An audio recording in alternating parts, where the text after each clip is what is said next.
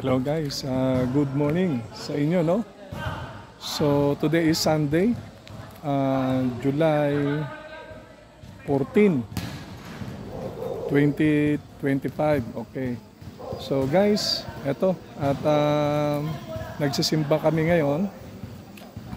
Then iniwan ko lang yung kasama ko. At eto at naglakad-lakad lang muna ako rito. So ito guys, gusto ko lang tugunan yung request sa akin, no. May request kasi nung nakaraang gabi, no, which is Friday. Hindi ko kaagad na ibigay yung request niya. Yung request niya guys, sabi niya kung naniniwala ba tayo sa palad natin, kung ano raw yung guwit ng palad, siya raw guwit ng kapalaran.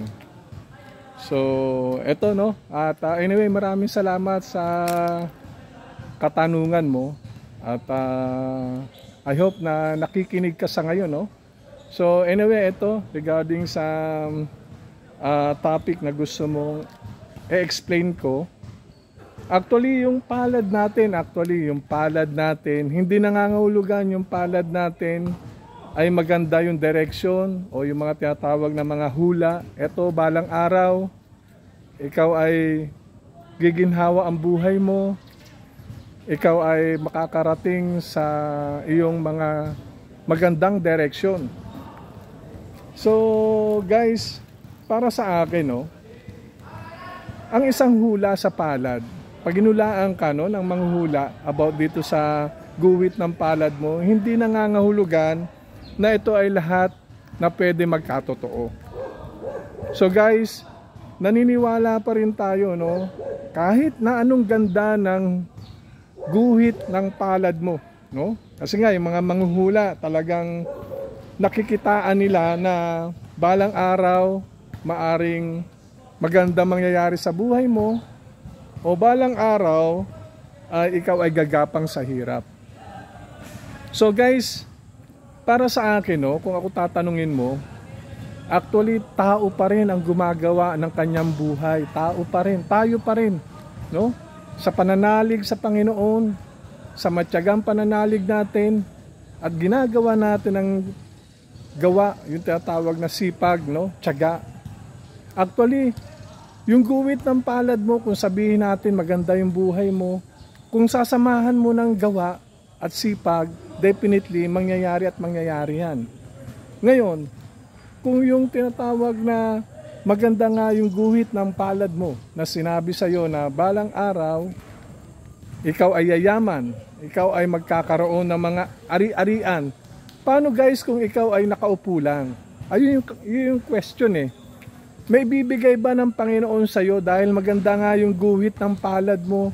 Umasa ka na lang sa guhit ng palad mo. Hindi ka nagtrabaho, hindi ka nagsikap.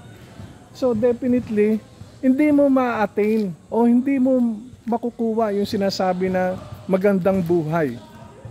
Okay? Sana nagigets nyo ako, no? Napakasimple lang. Napakasimple na kumbaga hindi natin iaasa yung kapalaran natin sa palad natin. No? Hindi nangangahulugan na sinabihan tayo ng isa sa magaling na manghuhula o kaibigan natin na tinignan yung palad nyo, so nakitaan niya na, wow, ang ganda ng palad mo. At wag mong sayangin. Darating ang time na magiging successful ka sa iyong buhay. So ayun yung bagay na prediction, no? Pinipredict nila base ron sa guhit ng palad mo. Pero lagi lang natin tandaan guys, tayo pa rin ang gumagawa ng magandang landas ng buhay natin. Siyempre, sabi ko nga kanina, hindi pwede umupo tayo maghapon. Kasi nga, iniisip natin, bahala na, uupo ako kasi sabi nila, balang araw maganda ang buhay ko. So, inasa mo na lang doon sa palad mo. Guys, lagi mong tandaan, minsan yung palad natin, nabubura yan. Nabubura yan. Sa anong pamamaraan? Actually, minsan, pag nagkakalyo-kalyo ka lang, yung guwit mo dyan, maglilihis-lihis yan eh. Bakit? Kasi nga, hindi na nadidipon na yung guhit ng palad mo. Pero subukan mo guys, na ikaw ay kumilos at bigyan mo na magandang importansya yung gagawin mo, definitely, ito lang masabi ko sa iyo, yung hula sa iyo na magaganda ang buhay mo, mangyayari yan. Kasi pinagsikapan mo yan. Pero pag hindi mo pinagsikapan yan, at naupo ka lang, parang yung sinasabi nating na kwento na uwan tamad. Okay? Babaksak na yung bayabas. No? Ayaw niya pang kunin. Gusto niya, nakanganga siya, kusang babaksak sa bibig niya. Hindi ganun. Kasi ang buhay natin guys, maniwala kayo sa hindi, no? May mga ilan talaga na gumagawa ng pagkakataon o yung mga bagay na para mayaon yung buhay nila. Hindi sila naniniwala sa guhit ng palad. Naniniwala sila sa sikap ng tao. Kaya kinakailangan sikap at tiyaga, no? Huwag tayong mag-iisip, nagsikap ka, walang nangyari. Ibig sabihin yung guys, hindi binigay sa iyo ngayon, pero huwag kang susuko. Huwag kang susuko sa anumang laban. Kasi ito yung tinatawag na pagsubok. Sinusubukan tayo kung hanggang saan yung tatag natin. Huwag nating sisihin yung Panginoon na bakit ganito ang buhay natin kasi tayo gumagawa ng sarili nating buhay. Tayo.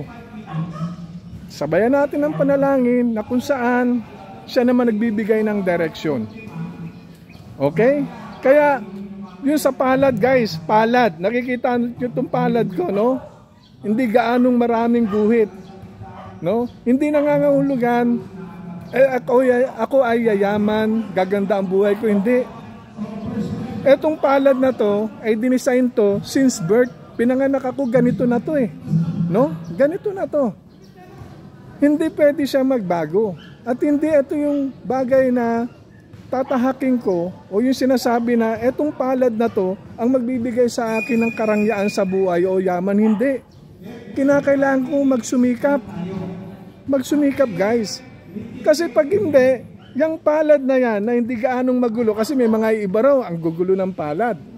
Ang sabi nila guys, pag magulo yung palad mo, magulo buhay mo, hindi yun. Hindi ako naniniwala ron. Kung gusto mong gumulo ang buhay mo, kaya mo namang gawin eh. Kung gusto mong maganda ang buhay mo, kaya mo rin gawin. Di ba? Kaya nga sabi ko sa inyo eh, kinakailangan taimtim tayong nananalangin sa taas. Nanaway yung mga pagsisikap na ginagawa natin para sa pamilya o para sa atin ay magbunga. Bigyan ng magandang direksyon, no? Huwag tayong magalit. Bakit anong pagsisikap natin walang nangyayari sa buhay? Hindi yon. May mga bagay na tayo ay sinusubok ng pagkakataon. Sa ating pagsusubok na andun tayo, tumatatag tayo. Lagi nyo lang tandaan yun. Kaya nga sabi natin eh, bakit yung mga iba gumagawa ang gaganda na ng buhay? Hindi naman lahat ng magaganda ang buhay ay instant eh. Dumarating yung pagkakataon na ito'y pinaghihirapan nila guys, pinaghihirapan nila. Hindi naman nakaupo lang yan eh.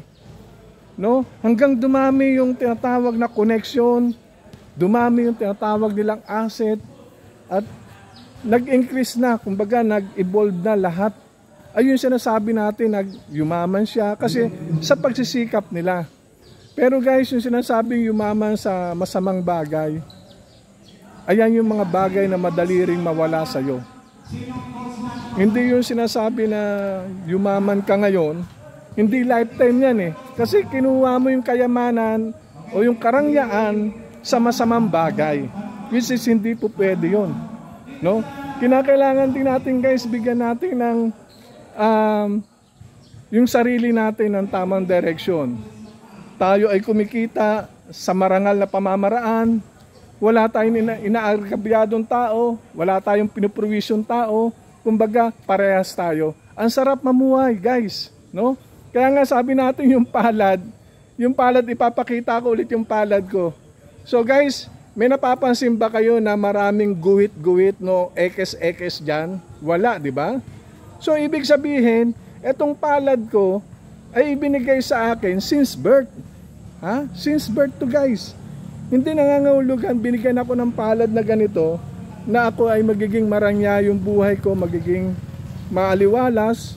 Hindi guys, kinakailangan kong kumilos. Ipakita ko sa sarili ko, sa pamilya ko, na hindi ako nagpapabaya. So ganun lang lagi tayo guys. Lagi nyo lang isipin na simple lang. Mamuhay tayo ng payapa, wala tayong inaapakan, at wala tayong inaargabyadong tao, masarap mabuhay sa mundo. Ayun lang masasabi ko. Kaya, lagi nyo lang tandaan, kung kayo ay binigyan ng magandang hula, tamang hula, so appreciation yun, pasalamatan ninyo. Pero hindi nangangahulugan, kayo ay umupo na lang maghapon. Kilos pa rin tayo guys, kasi maganda na yung hula sa atin eh.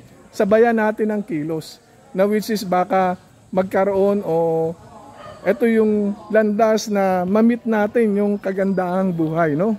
Kaya lagi niyong tandaan, tayo mismo gumagawa ng sarili natin buhay. Ang Panginoon ang nagbibigay lang sa atin ng biyaya o basbas, no? Kung ano yung mga ginagawa natin. Kaya lagi niyo lang tandaan, guys, ang buhay ay talagang masalimuot. Andyan na yung mga bagay na may time, maganda yung pasok ng grasya. May mga time na parang may mga problemang dumarating sa buhay. Ito'y wag nating sukuan. Ito'y pagsubok sa atin na which is malalagpasan natin, no? Lagi nyo lang tandaan yan. Kaya yung guwit-guwit ng palad, guys, tignan nyo yung guwit ng palad ninyo. Kapag malinis daw yan, malinis ang buhay mo. Huwag kayong munang maniwala dyan. Gawa natin ang gawa. Okay? So anyway guys, sana itong short vlog na binibigay ko sa inyo ay magbigay ng magandang paliwanag at tamang direksyon sa inyong isipan. Okay? And guys, maraming salamat, no? Sana yung nagbigay sa akin ng topic, sana nasagot ko ng bahagya. Although hindi ko natumbok o narumbo, pero sana magbigay sa iyo ng kaliwanagan sa iyong kaisipan, no? Na etong binibigay ko ay ito ay realidad o pawang katotohanan na tayo, ang buhay natin mismo, tayo gumagawa ng buhay natin. Ang Panginoon ay laging nagmamatsyag, nagbibigay ng basbas kung ano man yung mga tinatawag nating mga laban sa buhay. Kaya sabi nga natin, hindi lahat ng bagay ng pagtsatsaga ay andun kagad ang bunga, no? May mga iilan na hindi muna ibinibigay sa iyo, o may mga iilan lang na talagang andun yung pagsubok para sa iyo. Okay?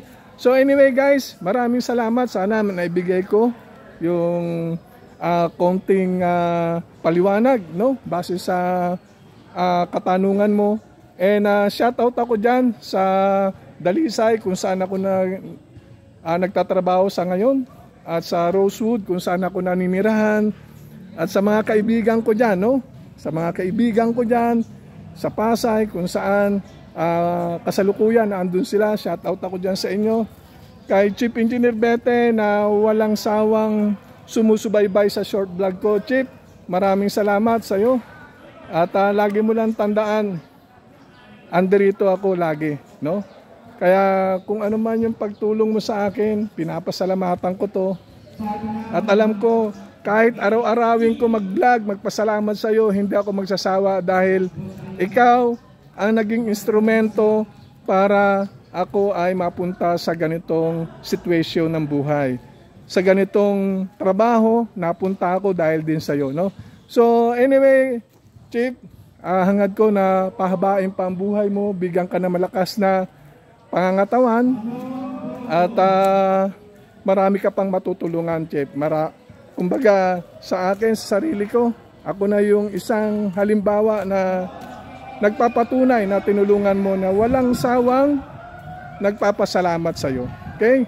So kay Paring Binjola, always special mention si Paring Binjola. Actually, pasensya na kayo ha, kasi si Paring Binjola kasi talagang lahat ng mga bumababang tao o crew, tanungin ko, kamusta?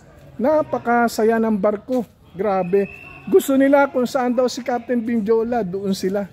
So imagine, maraming crew, halos lahat ng crew nagpapatunay na si Captain Benjola, no? Kumbaga, paano siya mag-manage ng tao. So pre, maraming salamat talaga sa iyo pre, yung tao nasa iyo lahat. Kaya sana hindi ka magbago, always safe, no? Diyan sa navigation, sa operation on board. Kamusta mo ako diyan? At hangad ko yung pamilya mo maging maayos, mabigyan ng magandang edukasyon ang mga anak mo. At alam ko na patuloy ang blessing ng Panginoon sa iyo at walang sawa. So pre, maraming salamat. Ikaw nang bahala rito pre. At God bless sa inyong lahat. At naway patnubayan tayo ng Panginoon. Bye. See you on my next vlog. Bye.